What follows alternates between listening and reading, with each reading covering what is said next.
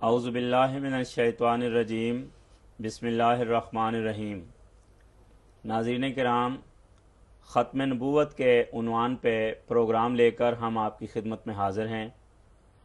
اسی موضوع پر گزشتہ پروگرام میں ہم نے آیت خاتم النبیین پر گفتگو کی تھی اور میرے ساتھ محترم مولانا مبشر احمد کالوں صاحب شریک گفتگو ہیں۔ آپ نے گزشتہ پروگرام میں آیت خاتم النبیین کے مختلف تراجم جو مسلمان فرقوں میں رائج ہیں ان کا جائزہ لیا تھا اور اس حوالے سے جو جماعت احمدیہ کا موقف ہے وہ واضح کیا تھا۔ آج ہم گفتگو کا سلسلہ مزید آگے بڑھاتے ہیں اور کالوں صاحب سے میں یہ عرض کرتا ہوں کہ آپ یہ فرمائیں کہ کیا امت محمدیہ میں نبی کے آنے کا ذکر کہیں قرآن مجید میں بھی موجود ہے؟ قرآن کریم اللہ تعالیٰ کا کلام ہے، تو اللہ تعالیٰ نے اپنے کلام میں امت محمدیہ کے افراد کو بڑی عظیم الشان بشارات سے نوازا ہے۔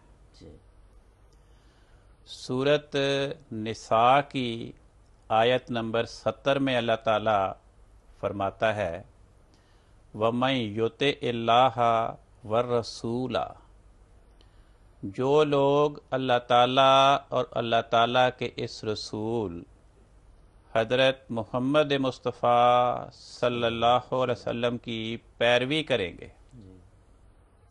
یہاں یہ فکرہ قابل غور ہے کہ عقل کیا کہتی ہے۔ جو لوگ پیروی کریں گے اللہ اور اللہ کے رسول کی، ان پیروی کرنے والوں کو انعام ملنا چاہیے یا سزا ملنی چاہیے؟ تو عقل یہی جواب دیتی ہے کہ پیروی کرنے والوں کو انعام ملنا چاہیے۔ چنانچہ اگلے جملے میں فرمایا کہ جو لوگ اللہ اور اللہ کے رسول حضرت محمد مصطفیٰ صلی اللہ علیہ وسلم کی پیروی کریں گے فَأُولَئِکَ، یہ جو لفظ فا ہے یہ پہلی بات کا نتیجہ بیان کرنے کے لیے استعمال ہوتا ہے کہ پیروی کرنے والوں کو پیروی کے نتیجے میں کیا ملے گا۔ فرمایا فَأُولَئِکَ، یہ پیروی کرنے والے الذین انعم اللہ علیہم، ان لوگوں میں شامل کیے جائیں گے جن پہ اللہ تعالیٰ نے انعام کیا تھا۔ فرمایا کن لوگوں پر اللہ نے انعام کیا تھا؟ جن میں اللہ اور اللہ کے اس رسول کی پیروی کرنے والے شامل ہوں گے۔ فرمایا من النبیین والصدیقین والشہداء والصالحین، وہ لوگ جن پہ اللہ نے انعامات کیے تھے وہ انبیاء تھے، وہ صدیقین تھے، وہ شہداء تھے، وہ صالحین تھے، اور اللہ اور اللہ کے اس رسول کی اطاعت کرنے والے اس اطاعت کے نتیجے میں ان انعام پانے والے افراد میں شامل ہوں گے۔ اب اطاعت کرنے والے کئی قسم کے ہوتے ہیں، کچھ اطاعت کرنے والے صالحین کے گروہ میں شامل ہو جائیں گے، کچھ اطاعت کرنے والے وہ شہداء کے زمرہ میں شامل ہو جائیں گے، کچھ اطاعت کرنے والے صدیقوں کے گروہ میں شامل ہو جائیں گے، اور کچھ اطاعت کرنے والے نبیوں کی جماعت میں شامل ہو جائیں گے۔ تو اس آیت نے امت محمدیہ کے افراد کو بہت بڑی بشارت سے نوازا ہے کہ تم اللہ اور اللہ کے اس رسول کی اطاعت کرو تو اپنی اپنی اطاعت کے نتیجے میں خدا تعالیٰ تمہیں بلند روحانی مقامات سے نوازے گا۔ کوئی صالح بن جائے گا، کوئی شہید بن جائے گا، کوئی صدیق بن جائے گا، کوئی نبی بن جائے گا۔ تو اگر خدا تعالیٰ نے اس امت کے افراد میں سے کسی فرد کو حضرت رسول پاک صلی اللہ علیہ وسلم کے فیض کی برکت سے اور آپ کی غلامی کے طفیل نبی کا مقام کسی کو دینا ہی نہیں تھا، تو پھر یہ فکرہ اللہ تعالیٰ نے قرآن پاک میں نہیں بیان فرمانا تھا۔ کالوں صاحب، بعض لوگ یہ کہتے ہیں کہ امت محمدیہ کے لیے جو انعامات ہیں ان میں صدیق، شہید اور صالح، یہ تو ٹھیک ہے، یہ تو لوگوں کو ملیں گے، لوگ بنیں گے، لیکن نبی نہیں بن سکتے۔ بڑی عجیب بات ہے کہ اللہ تعالیٰ نے ان چاروں الفاظ کو ایک لفظ کے نیچے داخل کیا ہے۔ تو ان چاروں مراتب کو ایک لفظ کے نیچے داخل کر کے یہ مفہوم پیدا کر دیا کہ یا تو اس امت میں یہ چاروں انعامات کے حصول کا دروازہ کھلا ہے، یا اس امت میں یہ چاروں ہی انعامات کا دروازہ بند ہے۔ صحیح۔ تو اگر یہ مانیں تو یہ بہت بڑے افسوس کی بات بن جاتی ہے کہ وہ امت جس کو خدا تعالیٰ مخاطب کر کے فرماتا ہے کنتم خیر امتن، تم تمام انبیاء کی امتوں سے سب سے اعلیٰ امت ہو، کہ پہلی امتوں کے افراد میں سے تو کئی نبی تھے، کئی صدیق تھے، کئی شہید تھے، کئی نیک تھے، مگر یہاں نبی نہیں ہوگا۔ اگر نبی نہیں ہوگا تو وہی نتیجہ اگلے لفظ پہ، پھر یہاں پہ صدیق بھی کوئی نہیں ہوگا، شہید بھی کوئی نہیں ہوگا، نیک بھی کوئی نہیں ہوگا، تو پھر کون ہوں گے؟ کیا نعوذ باللہ سارے برے ہی ہوں گے اس امت میں؟ اگر اس امت میں نیک بھی کوئی نہیں آنا، شہید بھی کوئی نہیں آنا، صدیق بھی کوئی نہیں آنا، نبی بھی کوئی نہیں آنا، تو پھر یہ سب سے اعلیٰ امت کیسے بنتی؟ صحیح ہے، اکٹھا ذکر ہے، اگر ملیں گے تو سارے ملیں گے، نہیں ملیں گے کوئی بھی نہیں ملے گا، کیونکہ ایک جملہ ہے تو اس جملے کے نتیجے میں یا وہ ادھر ہوگا یا ادھر ہوگا، یا وہ چاروں انعامات کا دروازہ کھلا ہے یا چاروں انعامات کا دروازہ بند ہے، بیچ میں سے ایک کو الگ نہیں، ایک تو الگ کر نہیں سکتے۔ اچھا مولانا صاحب، بعض لوگ یہ کہتے ہیں کہ آپ نے ترجمہ یہ کیا ہے کہ وہ ان لوگوں میں شامل ہوں گے جن کو یہ انعام ملیں گے، لیکن آیت کے الفاظ ہیں فَأُولَٰئِکَ مَعَ الَّذِينَ أَنْعَمَ اللَّهُ عَلَيْهِمْ، کہ وہ ان لوگوں کے ساتھ ہوں گے۔ وہ کہتے ہیں اس کا سیدھا سادہ مطلب یہ ہے کہ ان لوگوں کو اللہ اور رسول کے اطاعت کرنے کے نتیجے میں جنت ملے گی، اور جنت میں چونکہ یہ لوگ نبی اور صدیق اور شہید ہوں گے تو وہ ان کے ساتھ ہوں گے۔ تو یہ ترجمہ کرتے ہیں، اس کے بارے میں آپ فرمائیں۔ پہلی بات تو یہ ہے کہ اس آیت میں جنت کا لفظ ہی موجود نہیں، نہ قیامت کا لفظ موجود ہے۔ اس لیے بغیر کسی دلیل کے اس آیت کے بارے میں یہ اصرار کرنا کہ یہ ان کو رفاقت جنت میں قیامت کے دن نصیب ہوگی، یہ بات درست نہیں ہے۔ حدیثوں میں تو بلکہ ہر مسلمان کی خواہش ہے کہ میں دنیا میں تو صحابہ کے علاوہ دنیا میں تو تمام مسلمانوں کو رسول پاک صلی اللہ علیہ وسلم کا دیکھنا نصیب نہیں ہوا، آپ کی صحبت ہمیں میسر نہیں آئی، لیکن دنیا میں ہر مسلمان کے دل کی تڑپ ہے کہ کم از کم آخرت میں تو مجھے آپ کی رفاقت نصیب ہو۔ اگر اس آیت میں قیامت کا ذکر ہوتا تو آیت کے الفاظ یہ ہونے تھے کہ میں یطع اللہ والرسول، جو لوگ اللہ تعالیٰ اور اللہ تعالیٰ کے اس رسول کی اطاعت کریں گے، فَأُولَٰئِکَ مَعَ مُحَمَّدٍ رسول اللہ یوم القیامت، وہ قیامت کے دن محمد رسول اللہ صلی اللہ علیہ وسلم کے ساتھ ہوں گے، مگر وہ فکرہ یہاں پہ ہے ہی نہیں۔ قرآن کریم سورۃ بنی اسرائیل میں فرماتا ہے یوم ندعو کل اناس بامامہم، قیامت کے دن ہم تمام امتوں کو ان کے اپنے اپنے نبی کے ساتھ اکٹھا کریں گے، ساری امتیں اپنے نبی کے ساتھ آئیں گی۔ اب یہ کتنی بڑی ہمارے لیے صدمے کی بات ہے کہ باقی تو ساری امتیں بروز قیامت اپنے اپنے نبی کے ساتھ ہوں، اور ہم اپنے نبی کی بجائے پہلے قوموں کے نبیوں، صدیقوں، شہیدوں اور نیکوں کے ساتھ ہوں۔ تو گویا قیامت کے دن بھی ہمیں ہمارے نبی کی رفاقت نصیب نہیں ہوگی، آپ کی صحبت اور معیت نصیب نہیں ہوگی۔ دوسرے یہ کہ اگر اس آیت میں جنت کا ذکر ہوتا تو جب یہ کہہ دیا گیا کہ وہ نبیوں کے ساتھ ہوں گے، سب سے اونچے مقام کا تذکرہ کر دیا، تو پھر چھوٹے مقام صدیقین، شہداء اور نیکوں کے ساتھ ہوں گے، اس کا ذکر کرنے کی ضرورت ہی نہیں تھی۔ کیونکہ جب سب سے بڑی چیز کا ذکر کر دیا جائے، جب سب سے بڑے مرتبے کا، سب سے بڑے نام کا تذکرہ کر دیا جائے، تو پھر چھوٹی چیزوں کا تذکرہ کرنا وہ فصاحت و بلاغت کے خلاف ہے۔ عقل کے بھی خلاف ہے۔ اگر کسی انسان کا ہم تعارف کرائیں کہ صاحب یہ ایم اے پاس ہیں اور اس کے بعد یہ کہیں کہ یہ پرائمری بھی ہیں اور میٹرک بھی ہیں، تو سننے والا ہنسے گا کہ بھئی تمہارا دماغ درست ہے۔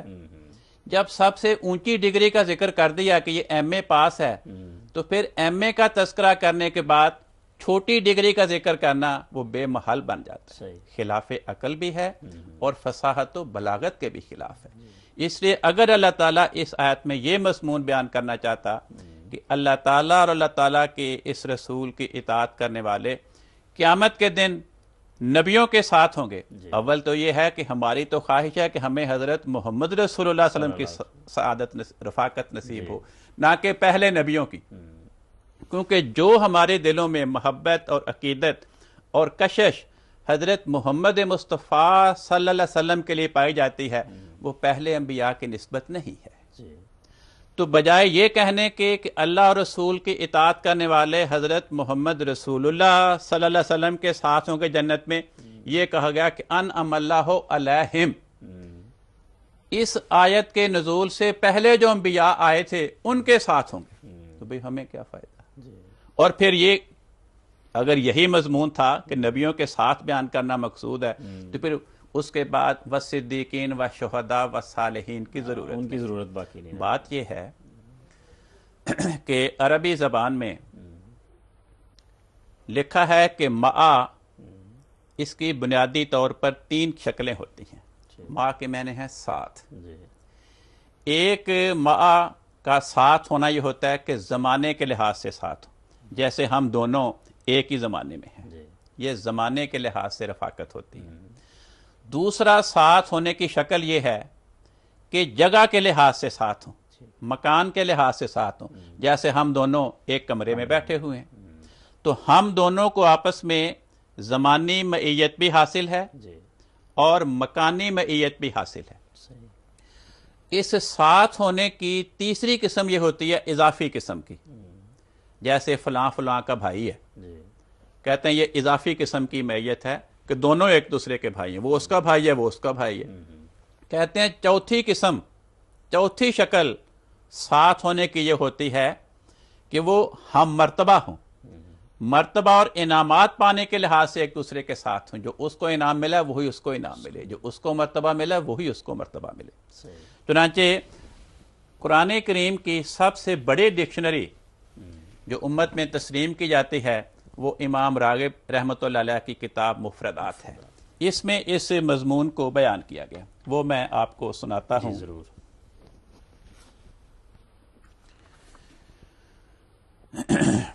حضرت امام راغب اصفہانی رحمۃ اللہ علیہ 502 ہجری میں فوت ہوئے تھے، یعنی آج سے تقریباً 1000 سال پہلے۔ ان کی کتاب ہے مفردات، قرآن کریم کی سب سے مستند ترین ڈکشنری۔ اس میں لفظ مع کے نیچے لکھا ہے مع یقتضی الاجتماع، کہ مع کے معنی ہوتے ہیں ساتھ ہونا۔ کہتے ہیں اما فی المکان، یا تو جگہ کے لحاظ سے ساتھ ہونا مراد ہوگا، نحو ہما معا فی الدار، جیسے یہ کہا جائے کہ وہ دونوں گھر میں اکٹھے ہیں، او فی الزمان، یا زمانے اور وقت کے لحاظ سے ساتھ ہونا، جیسے کہتے ہیں ولدا معا، وہ دونوں اکٹھے پیدا ہوئے، او فی المعنی کل متضاعفین، کہتے ہیں یا معنوی طور پر کوئی ساتھ ہونا، جیسے نحو الاخ والاب، جیسے بیٹا، جیسے بھائی اور باپ۔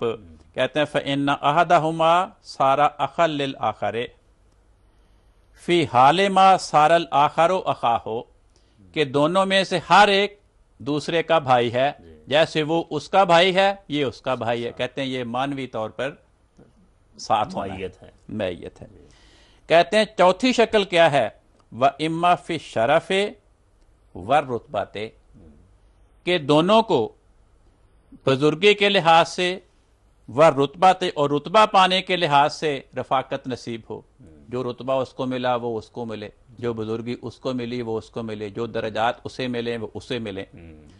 اب یہ آیت کہ جو لوگ اللہ اور اللہ کے اس رسول کی اطاعت کریں گے، اب یہ لفظ بتا رہا ہے کہ یہاں پر انعام بیان ہونا چاہیے اس کے نتیجے میں، نہ کہ محض ساتھ ہونا۔ محض ساتھ ہونا تو کوئی انعام نہیں، جی ورنہ سب سے بڑے نبی حضرت محمد مصطفیٰ صلی اللہ علیہ وسلم کے ساتھ، ان کے ساتھ سب سے بڑا کافر ابو جہل بھی ساتھ ہی کھڑا ہوتا تھا، اسی شہر میں تھا، رشتہ دار تھا۔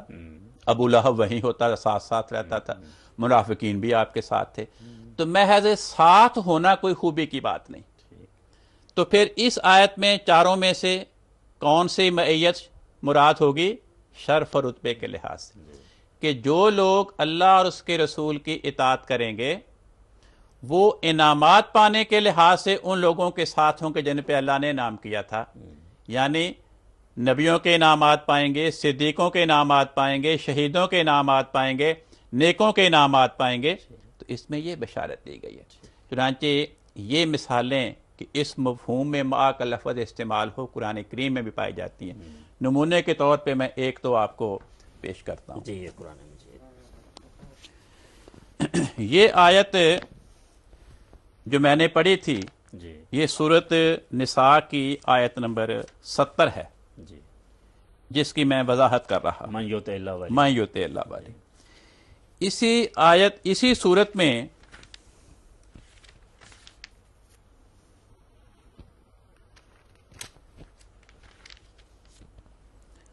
اللہ تعالیٰ اسی صورت نساء کی آیت نمبر 146 اور 47 میں یہ لفظ مع استعمال ہوا ہے۔ جی الفاظ یہ ہیں، فرمایا ان المنافقین فی الدرک الاسفل من النار، منافقین دوزخ کے سب سے نچلے گڑھے میں ہوں گے۔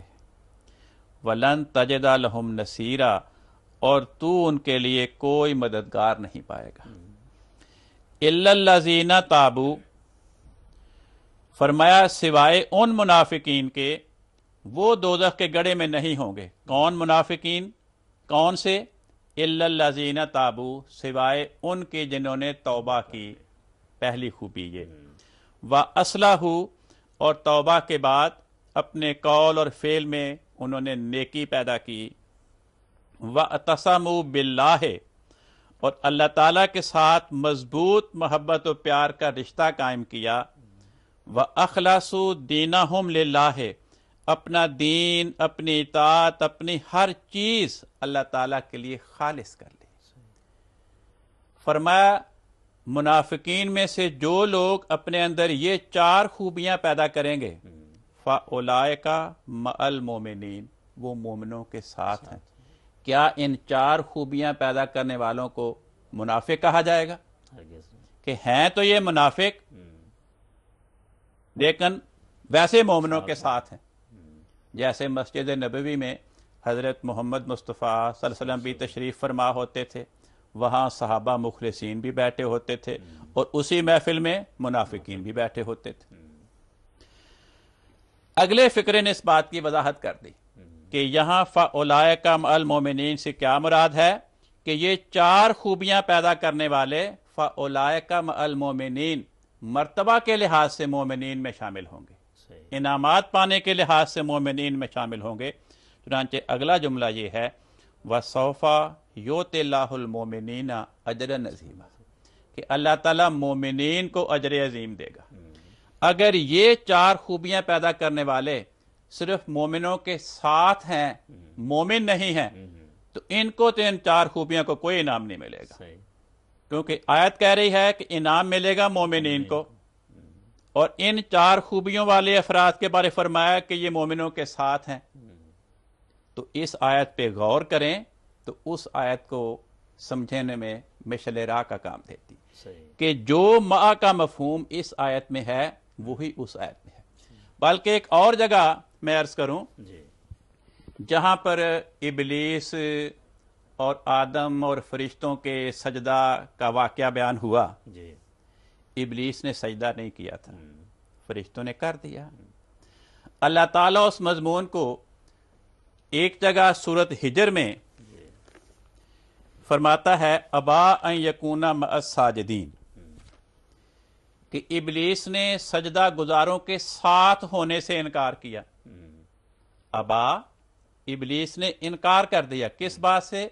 ان یکونا مع الساجدین، کہ سجدہ گزاروں کے ساتھ ہو. ساتھ تو وہ کھڑا تھا، صحیح. فرشتوں نے سجدہ کر دیا، اس نے نہیں کیا، وہ ویسے ہی کھڑا آ کر کے. تو ساتھ تو تھا، وہ زمانے کے لحاظ سے بھی وہ ساتھ تھا اور جگہ کے لحاظ سے بھی ساتھ تھا. تو پھر ساجدین کے ساتھ ہونے سے کیا انکار کیا؟ ساجدین میں شامل ہونے سے انکار کر دیا. اس نے آدم کو سجدہ کرنے والوں کے گروپ میں شامل ہونے سے انکار کر دیا، گویا سجدہ گزار بننے سے انکار کر دیا. چنانچہ یہی مضمون جو ابلیس کے بارے میں اللہ تعالیٰ نے سورت ہجر میں مع کے لفظ سے بیان کیا ہے، اسی کو سورت آراف میں فرمایا لم یکم من الساجدین. لم یکم من الساجدین، کہ ابلیس سجدہ گزاروں میں سے نہیں تھا. تو ان ایک ہی واقعہ کو دو الفاظ سے قرآن کریم نے بیان کر کے ہمیں یہ حقیقت سمجھا دی کہ بعض اوقات مع کا لفظ من کے مفہوم میں استعمال ہوتا ہے، جیسے ابلیس کے واقعے میں استعمال ہوا. تو وہی مفہوم جو ابلیس کے واقعہ میں ہے، وہی مفہوم سورۃ نساء کی آیت نمبر 70 میں ہے. اصل بات یہ ہے کہ آیت میں 2 مرتبہ من کا لفظ آ رہا تھا. اگر ایک ہی آیت میں 2 مرتبہ من آئے تو آیت کے حسن میں فرق پڑتا تھا. اس لیے اللہ تعالیٰ نے جہاں من کی جگہ مع استعمال ہو سکتا تھا وہاں پہ مع استعمال کر دیا، دوسری جگہ پہ من رہنے دیا. تو یہ وجہ ہے کہ فرمایا وَمَن یُطِعِ اللَّهَ وَالرَّسُولَ، جو لوگ اللہ اور اللہ کے اس رسول کی اطاعت کریں گے، فَأُولَٰئِکَ مَعَ الَّذِينَ، اس مثال کے لحاظ سے کیا ترجمہ بن گا؟ فَأُولَٰئِکَ مِنَ الَّذِينَ أَنْعَمَ اللَّهُ عَلَيْهِمْ، کہ یہ اطاعت کرنے والے ان لوگوں میں سے ہوں گے جن پہ اللہ نے انعام کیا. اب انعام کی تشریح کرنے مقصود تھی کہ انعام پانے والے کون؟ فرمایا من النبیین، اس کو گرامر میں کہتے ہیں من بیانیہ، کہ وہ اس کی تشریح کر رہا ہے. تو یہاں پر من کے بغیر گزارا نہیں تھا. تو ایک ہی فکرے میں ایک ہی آیت میں 2 مرتبہ من آئے تو کلام کا حسن وہ متاثر ہوتا تھا. اس لیے پہلی جگہ پہ من کی جگہ مع استعمال کر دیا اور دوسری جگہ پہ خدا تعالیٰ نے من رہنے دیا. جزاکم اللہ، بڑی وضاحت سے آپ نے اس پہ روشنی ڈالی ہے اور قرآن مجید کی فصاحت کا بھی ذکر آیا اور اس آیت کا جو حقیقی مفہوم ہے وہ بھی سمجھ آیا. بعض لوگ یہ کہتے ہیں کہ اس آیت میں تو صرف رفاقت کا ذکر ہے جو جنت میں ملے گی، امتیوں کے جو درجات ہیں، جو مقام ہے، اس کا اس آیت میں ذکر نہیں ہے. باقی بعض آیات میں قرآن مجید میں ذکر ہے کہ وہ صدیق ہوں گے یا شہید یا صالح ہوں گے. اگر یہ مان لیں تو پھر نتیجہ یہ نکلتا ہے کہ اس آیت میں اور دوسری آیات میں آپس میں ٹکراؤ پایا جاتا ہے.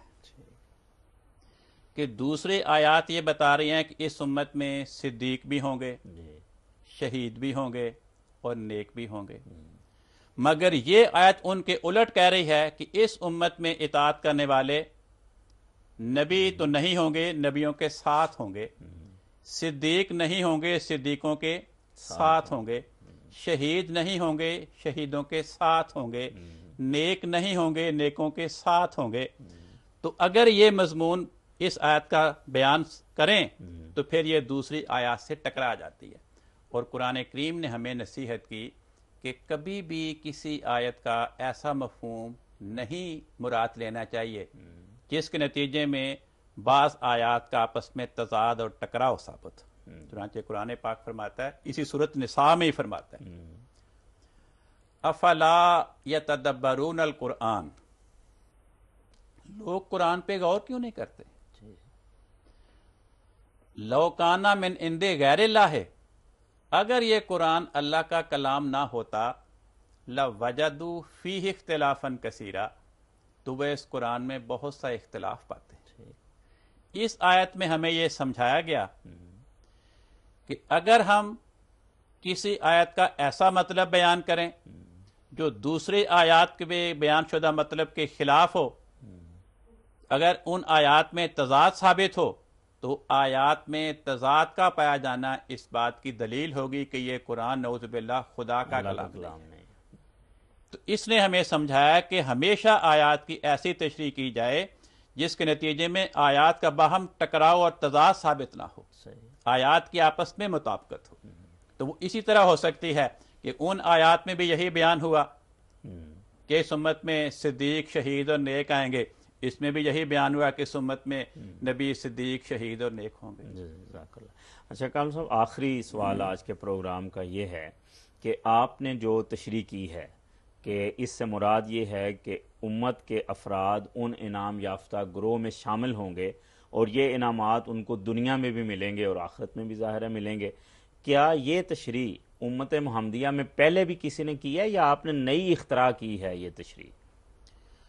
بات یہ ہے کہ فرض کریں جی کہ امت میں پہلے کسی نے یہ تشریح بیان نہیں کی، جی یا کسی نے تشریح بیان کی لیکن ہمیں اس کا علم نہیں کہ کس کس نے بیان کی، جی تو اس سے اگر ہماری تشریح قرآن کریم کی آیات کے مطابق ہو، حضرت رسول پاک صلی اللہ علیہ وسلم کے فرمودات کے مطابق ہو، عربی زبان کی گرامر اس کے مطابق ہو، امت کی شان اور عقل کے مطابق ہو، تو وہ ہمیں قبول کرنی چاہیے۔ صحیح۔ لیکن اور دیکھیں، سب سے شاندار تشریح قرآن پاک کی وہ وجود کرے گا جس پہ قرآن کا نزول ہوا، بے شک، وہ حضرت محمد محمد مصطفیٰ صلی صلی اللہ علیہ وسلم کا وجود ہے۔ اگر آپ یہ سمجھتے کہ میری امت میں نبی پیدا نہیں ہو سکتا، جی میری امت کو کسی نبی کے آنے کی ضرورت نہیں ہے، تو آپ کبھی بھی اپنی امت کو خدمت اسلام کے لیے مسیح نبی اللہ کے آنے کی بشارت نہ دیتے۔ ٹھیک۔ بعض لوگ کہہ دیتے ہیں کہ جی اس سے مراد تو اسرائیلی مسیح ہے۔ جی بھئی اسرائیلی ہو یا نہ ہو، نبی کا آنا تو ثابت ہو گیا نا۔ بالکل۔ بعض کہتے ہیں کہ نہیں، وہ پہلے نبی تھا، اب نبی نہیں ہوگا، اب وہ امتی بن کے آئے گا۔ بھئی امتی اگر بن کر آئے گا تو یا وہ نیک ہوگا یا شہید ہوگا یا صدیق ہوگا یا نبی ہوگا۔ جی کس قسم کا امتی بن کر آئے گا؟ کیا وہ امتی نبی بن کر آئے گا، یا امتی صدیق بن کر آئے گا، یا امتی شہید بن کر آئے گا، یا امتی نیک بن کر آئے گا؟ جی نیچے کے تینوں مقامات کو لفظ ولی اللہ کور کر لیتا ہے، جی اوپر کے مقام کو نبی اللہ کور کرتا ہے۔ تو اگر تو رسول پاک صلی اللہ علیہ وسلم نے اپنی امت کو خدمت اسلام کے لیے مسیح ولی اللہ کے آنے کی بشارت دی ہے، جی تو پھر مسیح ولی اللہ اس امت میں آئے گا، خواہ وہ ولی اللہ صالح کا مقام رکھتا ہو، خواہ وہ شہید کا مقام رکھتا ہو، خواہ وہ صدیق کا مقام رکھتا ہو۔ لیکن صحیح احادیث تو درکنار، جی کسی ضعیف حدیث میں بھی آنے والے مسیح کو مسیح ولی اللہ نہیں کہا گیا، ٹھیک ہے۔ بلکہ اسے مسیح نبی اللہ کے لقب سے یاد کیا گیا۔ چنانچہ صحیح مسلم میں، ابن ماجہ میں، مشکات شریف میں، مسند احمد بن حنبل میں، ریاض الصالحین میں یہ حدیث موجود ہیں کہ حضرت محمد مصطفیٰ صلی اللہ علیہ وسلم نے خدمت اسلام کے لیے اپنی امت کو جس مسیح کے آنے کی بشارت دی، اسے 4 مرتبہ نبی اللہ بیان فرمایا۔ ٹھیک ہے۔ تو جس مسیح کو حضرت محمد مصطفیٰ صلی اللہ علیہ وسلم نبی اللہ بیان فرمائیں، ہماری کیا مجال ہے کہ کلمہ تو اس نبی کے نام کا پڑھیں لیکن اس کی بات کی مخالفت کر کے کہیں کہ نبی اللہ نہیں ولی اللہ ہو۔ دوسرا اس بات پہ غور کریں، وہ اس بشارت کی تشریح یہ کر دیتے ہیں کہ پہلے سے پیدا شدہ مسیح آئے گا اسرائیلی، ہماری امت میں نبی پیدا نہیں ہوگا۔ حضرت رسول پاک صلی اللہ علیہ وسلم نے اس غلطی کا بھی ازالہ فرما دیا اپنے کلام میں۔ 2-3 باتیں آپ نے بیان فرمائی۔ جی ایک تو آپ نے یہ فرمایا کہ مسیح کا نزول ہوگا۔ ٹھیک ہے۔ اب نبی کے لیے نزول کا لفظ کس مفہوم میں استعمال ہوتا ہے، یہ مسئلہ قرآن کریم نے حل کر دیا۔ اللہ تعالیٰ سورۃ طلاق میں صحابہ کو اور حضرت صلی اللہ علیہ وسلم کے زمانے کے دیگر افراد کو مخاطب کر کے فرماتا ہے، قَدْ أَنزَلَ اللَّهُ إِلَيْكُمْ، جی اللہ تعالیٰ نے تمہاری طرف نازل کیا، ذکر رسولاً، نصیحت کرنے والا رسول، یتلو علیکم آیات اللہ، جو تم پہ اللہ تعالیٰ کی آیات کی تلاوت کرتے ہیں۔ صحیح۔ امت کے تمام علماء اس بات پہ متفق ہیں کہ حضرت رسول پاک صلی اللہ علیہ وسلم کے لیے جو اللہ تعالیٰ نے لفظ نزول بیان فرمایا، اس کا مطلب پیدا ہونا اور مبعوث ہونا ہے، جی۔ نہ کہ آسمان سے زمین پہ آنا۔ تو جب رسول پاک صلی اللہ علیہ وسلم کے لیے اللہ تعالیٰ نے نزول کا لفظ بیان کر کے یہ ہمیں سمجھایا کہ خدا نے حضرت محمد مصطفیٰ صلی اللہ علیہ وسلم کو پیدا کیا ہے، آپ کو مبعوث فرمایا ہے، تو کیا رسول پاک صلی اللہ علیہ وسلم نبی کے نزول کی نسبت جو اللہ تعالیٰ نے محاورہ استعمال فرمایا اس کے الٹ ہمیں بشارت دیں گے؟ ہو نہیں سکتا۔ تو آپ نے یہ نہیں فرمایا کہ مسیح واپس آئے گا جی۔ یا مسیح آسمان پہ زندہ ہے، فرمایا مسیح نازل ہوگا۔ جی۔ تو مسیح نازل ہوگا کہہ کہ آپ نے ہمیں بشارت دے دی کہ مسیح میری امت میں پیدا ہوگا۔ تو آپ نے مسیح نبی اللہ کے پیدا ہونے کی بشارت کس آیت سے استنباط فرمائی؟ اس کا حضور نے آیت کا تو ذکر نہیں کیا، لیکن یہ تو سیدھی سی بات ہے کہ حضرت رسول پاک صلی اللہ علیہ وسلم کا کلام کسی نہ کسی آیت کی تشریح پہ مشتمل ہے۔ بالکل صحیح۔ دوسرا آپ نے ہمیں یہ نکتہ سمجھایا، مثلا حدیث کی کتابوں میں جی۔ سب سے اول نمبر کی کتاب صحیح بخاری ہے۔ جی۔ صحیح بخاری میں 5-6 مقامات پر حدیثیں ہیں جن میں یہ بیان کیا گیا کہ ابراہیم، موسیٰ اور عیسیٰ کے ساتھ، ابراہیم اور موسیٰ کے ساتھ حضرت رسول پاک صلی اللہ علیہ وسلم نے حضرت عیسیٰ کو دیکھا۔ ٹھیک ہے۔ یہ گزشتہ انبیاء کا ذکر ہے۔ جی۔ اور جہاں جہاں پر بھی عیسیٰ علیہ السلام کو حضرت ابراہیم اور حضرت موسیٰ کے ساتھ دیکھا، صحیح بخاری میں 6-7 مقامات میں سے ہر مقام پہ حضرت عیسیٰ کا حلیہ سرخ رنگ کا بیان فرمایا، جو شامی افراد کا، کیوں وہ شامی تھے۔ جی۔ 5-6 مقامات پہ یہ ذکر ہے کہ میری امت میں دجال آئے گا اور مسیح آئے گا۔ اب دجال کے ساتھ جس مسیح نے آنا ہے وہ مستقبل کی بات ہے، جی۔ جو امت محمدیہ میں واقع رونما ہونا ہے۔ وہاں پر ہر موقع پہ صحیح بخاری میں جو آنے والے مسیح کا حلیہ بیان ہوا وہ گندمی رنگ کا ہے۔ اب کجا شامی رنگ، سرخ رنگ کا مسیح، اس کے آنے کا ذکر نہیں فرمایا۔ تو یہ دو رنگت، دو قسم کا حلیہ بیان کر کے حضرت محمد مصطفیٰ صلی اللہ علیہ وسلم نے ہمیں یہ مسئلہ سمجھا دیا کہ وہ جو سرخ رنگ والا شامی اسرائیلی مسیح تھا وہ میری امت میں دجال کا مقابلہ کرنے کے لیے نہیں آئے گا۔ میری امت میں کوئی اور مسیح آئے گا تو وہ کہاں سے آئے گا؟ وہ پیدا ہوگا اور گندم گوں وہ گندمی رنگ کا ہوگا۔ تو جو ہم نے اس آیت کی تشریح کی کہ اس آیت میں نبی کے امت محمدیہ میں نبی کے پیدا ہونے کی بشارت دی گئی ہے، وہی مضمون حضرت محمد مصطفیٰ صلی اللہ علیہ وسلم مسیح نبی اللہ کے امت میں پیدا ہونے کی بشارت دے کے ہمیں سمجھا رہے ہیں۔ ایک اور بات پہ غور فرمائیں، طبرانی میں حدیث ہے کہ حضرت رسول پاک صلی اللہ علیہ وسلم فرماتے ہیں الا انہ خلیفتی فی امتی، کہ جو مسیح میری امت میں آئے گا وہ میری امت میں میرا خلیفہ اور جانشین ہوگا۔ آپ قرآن کریم سے پوچھیں کہ اس امت میں آنے والا خلیفہ کون ہوگا، تو قرآن کریم سورۃ نور میں یہ بشارت دیتا ہے، فرمایا وعد اللہ الذین آمنوا منکم وعملوا الصالحات، اے محمد مصطفیٰ صلی اللہ علیہ وسلم پر ایمان لانے والے مسلمانوں، تم میں سے جو سچے ایماندار اور نیک ہوں گے لَيَسْتَخْلِفَنَّهُمْ فِي الْأَرْضِ، ان کو خدا خلیفہ بنائے گا۔ اور کیسے بنائے گا؟ كَمَا اسْتَخْلَفَ الَّذِينَ مِن قَبْلِهِمْ، جس طرح کے پہلے خلیفے تھے اس قسم کا خلیفہ بنائے گا۔ اب حضرت عیسیٰ علیہ السلام کہ امت محمدیہ میں خلیفہ بن کے آنے کا خیال اس آیت نے دور کر دیا۔ یہ آیت بتا رہی ہے کہ امت محمدیہ میں آنے والے خلفاء منکم، تم میں سے ہوں گے، اور پہلی امتوں کے خلفاء کے مثیل اور مشابہ ہوں گے۔ پہلی امتوں کے خلفاء یہاں پہ خود نہیں آئیں گے بلکہ ان امتوں کے خلفاء کے مشابہ اور مثیل یہاں پہ آئیں گے۔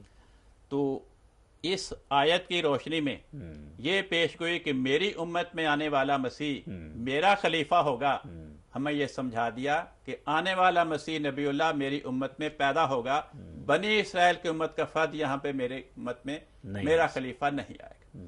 صحیح مسلم میں ایک اور حدیث، حضرت رسول پاک صلی اللہ علیہ وسلم فرماتے ہیں، اے مسلمانوں تمہاری کتنی خطرناک حالت ہوگی جب ابن مریم تم میں نازل ہوگا، فَأَمَّاكُمْ مِنْكُمْ، اور وہ ابن مریم تم میں سے ہوگا، تمہاری امامت اور رہنمائی کرے گا۔ صحیح۔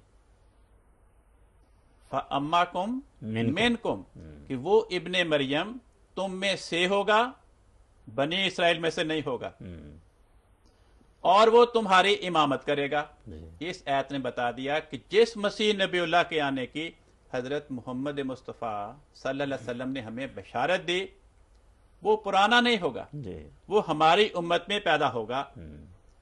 تو یہ ساری بشارتیں بتا رہی ہیں کہ آنے والا مسیح نبی اللہ امت میں پیدا ہوگا۔ لہذا ہم نے جو تشریح کی اس آیت کی کہ یہ آیت امت میں نبی کے پیدا ہونے کی بشارت دے رہی ہے، وہ ہماری تشریح حضرت رسول پاک صلی اللہ علیہ وسلم کی ان بشارات کے عین مطابق۔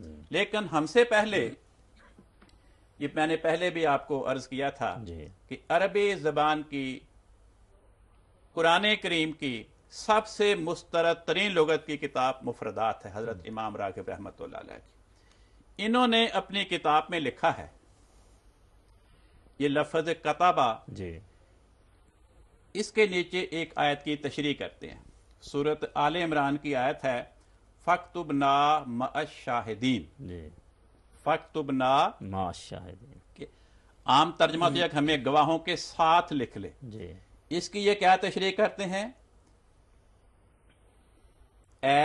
یعنی اجعلنا فی زمرتہم، ہمیں گواہوں کے گروہ میں شامل کر لے۔ وہ جو پہلے ماں کی بحث ہو رہی تھی، وہی مضمون یہ بیان فرمایا کہ یہاں پر ماں کا کیا معنی ہے؟ فی، کہ ہمیں گواہوں کے گروہ میں شامل کر لے۔ آگے کہتے ہیں اشارتاً الی قولہ، اس آیت میں جو ماں کا مفہوم ہے، اس میں اشارہ کیا گیا ہے اللہ تعالیٰ کے اس کلام کی طرف، فَأُولَئِكَ مَعَ الَّذِينَ أَنْعَمَ اللَّهُ عَلَيْهِمْ، وہی آیت جو میں نے پڑھی تھی، سورۃ النساء آیت نمبر 70، کہ فَاكْتُبْنَا مَعَ الشَّاهِدِينَ میں جو ماں کا مفہوم ہے، اس میں وہ اشارہ کیا گیا وہی مضمون جو فَأُولَئِكَ مَعَ الَّذِينَ أَنْعَمَ اللَّهُ عَلَيْهِمْ میں ہے۔ تو گویا وہ یہ بیان کر رہے ہیں کہ جو آیت ہے فَأُولَئِكَ مَعَ الَّذِينَ أَنْعَمَ اللَّهُ عَلَيْهِمْ، اس کا کیا مطلب ہے کہ اللہ اور اللہ کے رسول کے اطاعت کرنے والے فی زمرتہم، ان انعام یافتہ افراد کے گروپ کے اندر شامل ہوں گے، یعنی کہ گروپ کے ساتھ ہوں گے۔ یہ 8ویں صدی ہجری میں ہسپانیہ میں، اسپین میں ایک بزرگ گزرے ہیں، علامہ ابو حیان، ان کی تفسیر کی کتاب ہے بحر محیط۔ انہوں نے بھی اس آیت کی تفسیر میں حضرت امام راغب رحمۃ اللہ علیہ کا یہی قول لکھا ہے، انہوں نے اس آیت کی یہ تشریح کی ہے۔ خود امام ابو حیان حضرت امام راغب کی اس تفسیر کے ساتھ اتفاق نہیں کرتے، کہتے ہیں میرے نزدیک ان کی یہ تشریح درست نہیں ہے، لیکن امام راغب نے کیا تشریح کی اس کو وہ بیان کر رہے ہیں۔ یہ ان کی دیانتداری ہے کہ وہ امام راغب کی تشریح کے ساتھ اتفاق تو نہیں کرتے، لیکن دیانتداری کے ساتھ ان کی تشریح کو اپنی کتاب میں درج ضرور کرتے ہیں۔ کہتے ہیں قولہ مَعَ الَّذِينَ أَنْعَمَ اللَّهُ عَلَيْهِمْ، یہ جو اللہ تعالیٰ کا فرمان ہے کہ اطاعت کرنے والے مَعَ الَّذِينَ أَنْعَمَ اللَّهُ عَلَيْهِمْ، کہتے ہیں یہ فقرہ تفسیر لقولہ صراط الذین انعمت علیہم، یہ صراط الذین انعمت علیہم کے جملے کی تشریح ہے۔ وہم من ذکر فی ہذہ الآیات، اور وہ انعام یافتہ افراد وہ ہیں جن کا اس آیت میں ذکر کیا گیا کہ من النبیین والصدیقین۔ کہتے ہیں وہ ظاہر، اور ظاہر ہے ان قولہ من النبیین، کہ اللہ تعالیٰ کا یہ فرمان من النبیین تفسیر للذین انعم اللہ علیہم، یہ انعم اللہ علیہم کے جملے کی تشریح ہے کہ وہ کون ہیں، اس سے مراد یہ ہے۔ فَكَأَنَّهُ قِيلَ، گویا کہ اس آیت میں یہ کہا گیا ہے من یطع اللہ و رسولہ منکم، کہ اے لوگو تم میں سے جو اللہ اور اس کے رسول کی اطاعت کرے گا، الحقہ اللہ بالذین تقدمہم ممن انعم علیہم، اللہ تعالیٰ تم میں سے اطاعت کرنے والے کو ان لوگوں کے ساتھ شامل کر دے، ان لوگوں کے ساتھ ملا دے گا جن پر پہلے زمانے میں خدا نے انعامات کیے تھے۔ کہتے ہیں قال الراغب، حضرت امام راغب نے یہ فرمایا ہے، ممن انعم علیہم من الفرق الاربع فی المنزلات والثواب، کہ اس آیت کا مطلب یہ ہے امام راغب کے نزدیک کہ تم میں سے جو اللہ اور اس کے رسول کی اطاعت کریں گے، اللہ تعالیٰ ان اطاعت کرنے والوں کو ان لوگوں کے ساتھ ملا دے گا جن پر خدا نے انعام کیا ان چاروں گروہوں میں سے۔ کہتے ہیں النبیہ، کس طرح ملا دے گا، کس چیز میں، فی المنزلات والثواب، درجے کے لحاظ سے اور انعام ثواب پانے کے لحاظ سے، زمانہ اور جگہ کے لحاظ سے نہیں۔ کہتے ہیں النبیہ بالنبی، تم میں سے جو اطاعت کرنے والا نبی ہوگا اس کو خدا تعالیٰ پہلے نبی کے ساتھ فی المنزلات والثواب، درجے اور ثواب کے لحاظ سے ملا دے گا۔ والصدیقہ بالصدیق، تم میں سے جو اطاعت کرنے والا صدیق بنے گا اس کو خدا تعالیٰ پہلے صدیق کے ساتھ درجہ اور ثواب کے لحاظ سے ملا دے گا۔ وشہیدہ بالشہید وصالحہ بالصالح، شہید کو شہید کے ساتھ اور نیک کو نیک کے ساتھ ملا دے گا۔ آگے کہتے ہیں کہ میری رائے میں امام راغب کی یہ تفسیر درست نہیں، میں اس سے اتفاق نہیں کرتا۔ یعنی دیانتداری کے ساتھ دونوں باتوں نے بیان کر دی، یہ بھی بیان کر دیا کہ مجھے امام راغب کی تفسیر کے ساتھ اتفاق نہیں، لیکن امام راغب کی تفسیر کو چھپایا بھی نہیں۔ تو ہم نے کوئی نئی تفسیر نہیں کی اس آیت کی، جو ہم نے آیت کی تشریح کی کہ اس آیت میں امت میں نبی کے پیدا ہونے کی بشارت دی گئی ہے، یہ حضرت محمد مصطفیٰ صلی اللہ علیہ وسلم نے بھی اپنے کلام میں اس امت میں مسیح نبی اللہ کے آنے کی بشارت دی، اور جس انداز سے بشارت دی اس میں ہمیں سمجھا دیا کہ وہ میری امت میں پیدا ہوگا، اسرائیلی امت کا فرد یہاں پہ نہیں آئے، اور ہم سے پہلے بزرگ امام راغب بھی وہی تشریح کر رہے ہیں جو ہم عرض کر رہے ہیں۔ بہت شکریہ، جزاکم اللہ احسن الجزا۔ تو ناظرین اکرام، آپ نے دیکھا کہ آج کی گفتگو میں یہ بات سامنے آئی کہ قرآن مجید میں امت محمدیہ میں نبوت کے آنے کا تصور بڑے واضح انداز میں موجود ہے، اور پھر یہ کہ مسلمانوں کا جو یہ عقیدہ ہے کہ اس امت کے آخر پہ مسیح ابن مریم رسول اللہ نازل ہوگا، تو ایک طرف وہ یہ خود مانتے ہیں کہ ایک خادم اسلام نبی آئے گا، اور دوسری طرف وہ یہ انکار کرتے ہیں کہ نبی کریم صلی اللہ علیہ وسلم کے بعد کسی قسم کا کوئی نبی نہیں آ سکتا۔ تو یہ جو تضاد ہے اس کو بھی واضح کیا گیا ہے، اور جو حقیقت ہے اور جو قرآن مجید کے مطابق عقیدہ ہے، جو جماعت احمدیہ کا موقف ہے، اس پہ روشنی مولانا صاحب نے ڈالی ہے۔ لیکن یہ گفتگو یہاں ختم نہیں ہوتی، یہ دلچسپ اور علمی گفتگو کا سلسلہ جاری رہے گا۔ آئندہ پروگرام میں اسی موضوع پر ہم مزید آیات اور حوالہ جات لے کے آپ کی خدمت میں حاضر ہوں گے۔ تب تک کے لیے اجازت دیجیے، اللہ حافظ و نگہبان۔